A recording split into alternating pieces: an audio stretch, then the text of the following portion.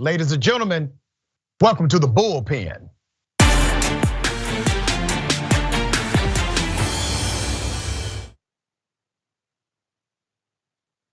In the Bullpen today, we have Mr. Kenny Xu, author of Inconvenient Minority and president of Color Us United. Kenny, good day. Welcome to Indisputable. Thanks for having me. All right, so we're going to chop it up about critical race theory, affirmative action, and maybe also get into the movement to stop Asian hate. I don't want to presume what you know or believe about these topics. So if you would, give us some background to your perspective as it relates to critical race theory. Well, I care about race, I care about racism. I care about efforts to fight racism. But now we have a new racism, an elite racism against Asian Americans that is being done in the name of diversity and inclusion. I know you care about and your listeners care a lot about racism, but I want to take it a step further and I want to challenge your listeners a little bit, because what happens when a program designed to address racism, which is Harvard's and Ivy League colleges' affirmative action programs, which give racial preferences to Black and Latino Americans, unfairly impinge upon the rights of other Americans, including other minorities. In this case, these are Asian Americans, in which Asian Americans have to score 440 points higher on the SAT to have the same chance of admission as a Black person at Harvard. So at this point, you're getting one person's rights to diversity and inclusion trampling upon another person's rights, and I don't think that that's fair. You know, that's interesting, and I've read some of your work about the Harvard University discrimination practices or the element that connects Harvard University to even more extreme discrimination when it was trying to do the opposite, or at least that was the intent. And I studied some of this a couple of years ago in my doctoral classes, so I'm familiar with it. But how does that relate to critical race theory, or does it not relate at all? Well, it suggests that Asian Americans are an inconvenient minority to critical race theory, right? Because critical race theory, it asserts, and there are varying definitions of critical race theory, but in large part, it is a challenge to the Western liberal idea of equal rights, individual rights. Critical race theory prefers to look at people in terms of racial groups in that sense. But the issue of looking and then granting certain preferences to people of racial groups is that, especially in the case of Harvard, but also in the case of other Ivy League colleges, elite public schools like Thomas Jefferson High School, when you're trying to enact diversity and inclusion in favor of one race, you are trampling against the rights of another race. Okay. So I think that this is how it's relevant to critical race theory, because Asian Americans have simply become a minority that is ignored within this framework because they are successful at their educational standards. Well, let me push back on that, because I think you're conflating two things that don't necessarily go together. You're talking on one side about the theoretical framework, which is critical race theory. Critical race theory includes any group that's not part of the mainstream social order of dominance or authority in that system.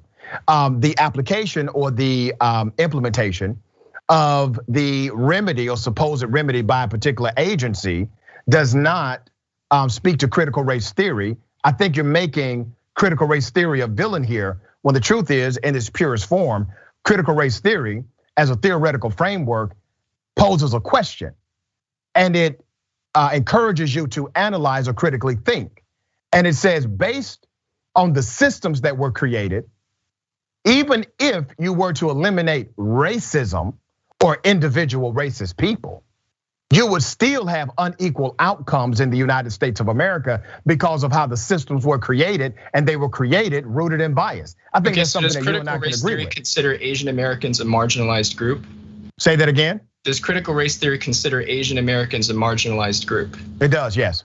Okay, so if you want to help a marginalized group like Asian Americans, right? You would want to at least not unfairly impinge upon their rights to admissions to colleges, right?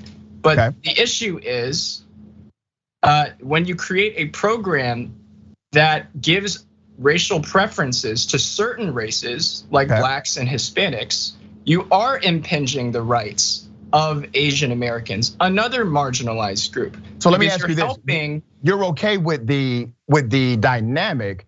You're saying it's not as inclusive as it should be to our Asian brothers and sisters. Is that your point? Well, that's one angle in which I can come from, yeah. Okay, but is that your angle? Is that the point you're making about some of these institutions and their application of diversity inclusion? Yes. Okay, so I think that's a fair point. I don't think many of these institutions or even agencies, especially corporate America, are doing it properly. So you don't get in a debate here from me about that. I don't think anybody has done it holistically properly. But I do believe that the analysis of critical race theory is still an important analysis to understand the what, to understand why did we get here in the first place? Why is there a challenge in the inequity and the origin of that inequity? I think that's important to examine if you actually want to get to a remedy. You can't throw out that examination, correct? And that's fine. That's fine using a critical race theory analysis. But the Asian American challenge to the critical race theory analysis is, okay, well, if America is a country that is founded upon white supremacy, why would a group of white supremacists let a group of minorities, which are Asian Americans, get ahead of them in things like educational attainment and things like average household income? Asian Americans are higher than whites in both. And I don't think that a white supremacist structure or a structure based in white supremacy would allow a minority to get ahead of them. So let me get this right. The answer to me is that America, the answer to me is that America cannot be a country that is continually having white supremacist structures if it allows these kinds of inconvenient facts to come. That's really interesting. You're utilizing the microcosm to explain a macrocosm. In doing so, you invalidate the not only statistical data, but the personal stories of Black Americans all throughout this country. So let me give you another perspective here, okay? Stanford University did a study. Berkeley University did a study. University of Chicago did a study. University of California did a study. They did a research study that had the exact same result. It showed that individuals who had either foreign sounding names or what they called Black sounding names and what employers called ghetto sounding names, they received fewer callbacks. As a matter of fact, they received 50% fewer callbacks from the would-be employer. These were Fortune 500 companies where these applications went. All of these applications were fictitious. When they changed the name, it's called whitening the resume. When they changed the name and kept every other educational and experiential credential in its place, these companies called back with a rate of 50% higher or more. That's fine. And by the way, I've seen the same studies about Asian Americans too. You have I just said foreign sounding names. Asian Americans were included in this study, sir. Well, okay. So the point is, of course there is discrimination and racism. Of course, I care about that a lot. But you have, races, Black Americans who have historically been discriminated against, Asian Americans who have historically been discriminated against, and yet Asian Americans are unable to, in large part, on average, live pretty healthy, successful lives in terms of these kinds of things. And that cannot be explained by a critical race theory framework, because that goes deep down into culture and hard work. And those are things that you have to consider as well. I do find it quite interesting, and I do appreciate your commentary about it. I do find it quite interesting that because there are some dynamics, obviously, as to Asian American success, in which I agree and applaud that because of those dynamics of success, in some way, according to your narrative, it invalidates the white supremacy that exists against Black and brown people in the United States. You do realize that Asian hate crimes are up by 169%. Now, do you not think that has an attribution to white supremacy in the United States of America? Okay, anti-Asian crimes are up 190%, but here's the thing.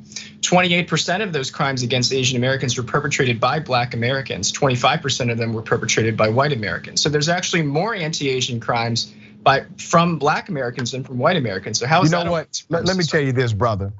I've been an advocate for the Asian community for years. You can go on my Facebook feed right now. Anybody can check it out right now. Rashad Richey Facebook page. When I stand with the Asian community, I have black folk and white folk calling me out for doing so. Anti-Asian hate, you gotta remember, it is institutional and systemic. There are a whole lot of black folks that think like white supremacists. Candace Owens, Jesse Lee Peterson, Larry Elder. I can go down the list, brother. So you're saying white supremacy hold on, isn't brother. I'm really going to explain about myself. I will explain my point of view. Kenny, you finish? Go ahead. What were you saying? Because obviously what you're saying is more important. You said that white supremacy exists in people like Candace Owens. So white supremacy isn't really about the skin color of the person then?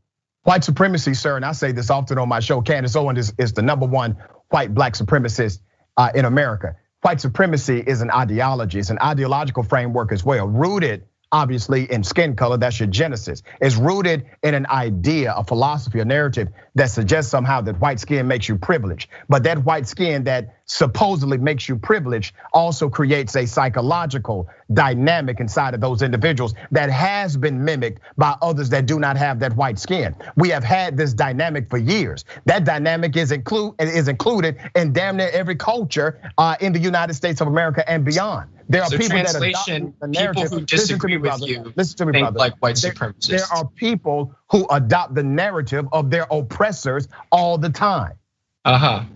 Right. So people who disagree with you are white supremacists. No, you disagree with me. You're not a white supremacist, I don't believe. Well, I don't think I am. Okay, but you just said that people disagree with me. White supremacist. Wait a minute, Kenny. You just said that people disagree with me, they are white supremacists. No, you disagree with me. I don't think you're a white supremacist. I don't think you are promoting white supremacy. I just think you're misguided and misinformed about the plight of black folks in the United States of America. And also, if you look at statistical data even from Asian Americans, 81% of Asian Americans believe that there is a rise of white supremacy hate against Asians. You're in the minority as it relates to your own community, brother. That's you. I'm not calling you a white supremacist for that, but you're not in the majority as it relates to the thinking of the Asian culture.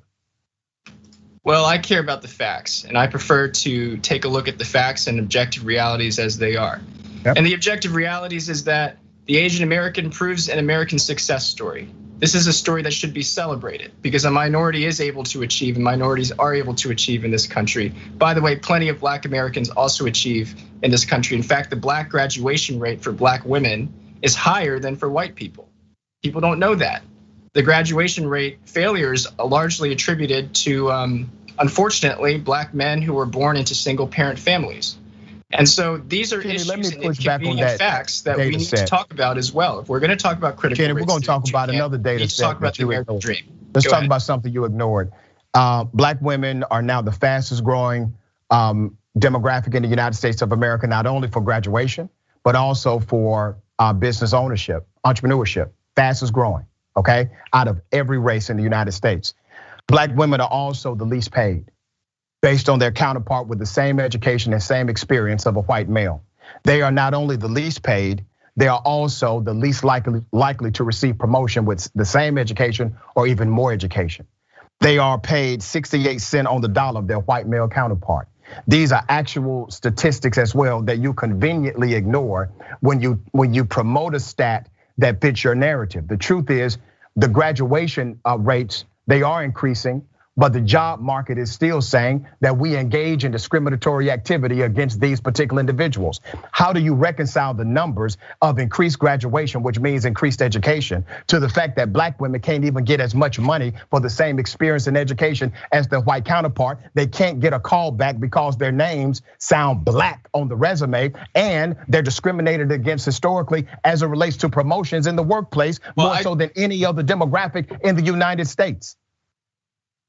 Well, I don't ignore those statistics. In fact, I know that Asian men, especially men who come here with language barriers, actually face a 25% wage penalty in comparison to native-born men here. So I am not unaware of these statistics. But my solution, which I lay out in my book, An Inconvenient Minority, is not for people to passive aggressively self-victimize themselves, but for them to go and be entrepreneurs to start their own businesses. Part of the reason why Black women are so good at starting their own businesses is because of sort of this ignorance in the workforce, and I totally understand that. And I encourage a lot of my Asian American community, especially Asian men, to also go out and start their own businesses. I think that these are values that help to are conducive. But what we shouldn't do is we shouldn't blame one race or one people. That's not critical race. That's not what critical race theory does. Well, critical race theory actually doesn't blame for our own communities. Kenny, critical race theory actually doesn't blame a race at all. It de-emphasizes individual racist people. It takes that it totally away. Individual racist people, but it talks about race all the time. Kenny, I hope you appreciate the fact that I am a university professor, that I have been teaching critical race theory since 2016, and that I'm currently a professor that teaches critical race theory. Critical race theory does not emphasize individual racist people.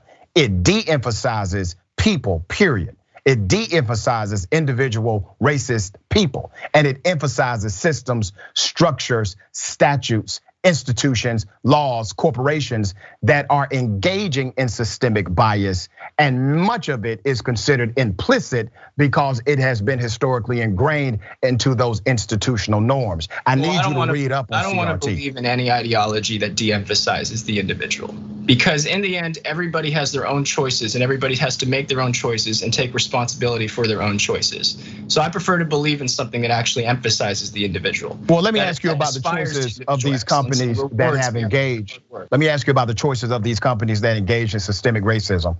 Let me give you one data set. Choices of who in these companies? 11.5% of job applicants of Asian descent received callbacks when their resumes included references of ethnicity and race. About 10% as it relates to Black folks. So Black folks, when they put down their race or ethnicity, they do not get as many callbacks. The potential employers increase that by over 50% when you whiten the resume. Asian Americans received 21% increase immediately if they simply changed their name or they took off a particular part of their name. It went up by 21%. If they fully whitened their resume with the same credential and educational background, it went up by over 50%. Where does that come from? Yeah, and Asian Americans, by virtue of having an Asian name, get discriminated against in Harvard. You can have the exact same application, and if you have an Asian name, you're discriminated against relative to if you had a white name. Of course. So you agree that it comes from systemic racism? Well, what's the solution to this? But you do agree it comes from systemic racism. Okay, we need to pander and victimize and say this is what we need to do. Not victimize. No, the solution is we need to develop cultures of entrepreneurship and demand our place at the table through our merit. Demand your place at the table. What about policy reformation? What do you mean about policy reformation? When you say you just have to demand your place at the table, people who have been marginalized historically have been demanding for a very long time. You don't get there just by demanding, you get there by changing policy. This is what I believe in terms of policy. I believe in a colorblind meritocracy. I believe policy-wise, you should craft structures in which name, race are excluded. This means stop taking race into account. You agree with critical race theory, Dan? This means treating people on their objective merit, on their objective. This is what I've always believed, and this is what I advocate for. When you're in a system, and thank you for saying that, Kenny. My producer say I have 1 minute. When you're in a system that does not agree with the ideology that you just said, because in a perfect world that is full of utopia, what you're saying is correct. However, we live in a world with extreme bias, racism, prejudice, behavior. In that world, you have to do very intentional things to correct those modes. You have to do things to correct them. Simply saying you should be judged or you should be looked at based on your background and education and nothing else does not actually provide a solution to those who are already in power, to the rules that have been set, to the policies that are already codified and adversarial to those who have been historically marginalized. Simply saying do a better job does not work, brother. I'll just have the last word on this, which is, I don't mean to say just be judged. I mean to say craft structures in which race is not a factor, in which you can minimize the impact of race by judging people on objective metrics. This is what I've always advocated for. This is why gifted and talented admissions should be about grades and test scores and should not be based on subjective, holistic evaluations. This is what I believe for hiring. This is what I believe for promotion. That's what I believe. I don't believe in the status quo, and hopefully we can find common ground in that. We actually agree on more than what you think, because you're literally talking about significant dynamics that connect back to critical race theory, but you haven't made the connection yet. I'm out of time, but what I want to do is bring you back and let's dig into this subject in particular more. All right, I appreciate you being on the show. Okay, thank you. Thank you, Kenny.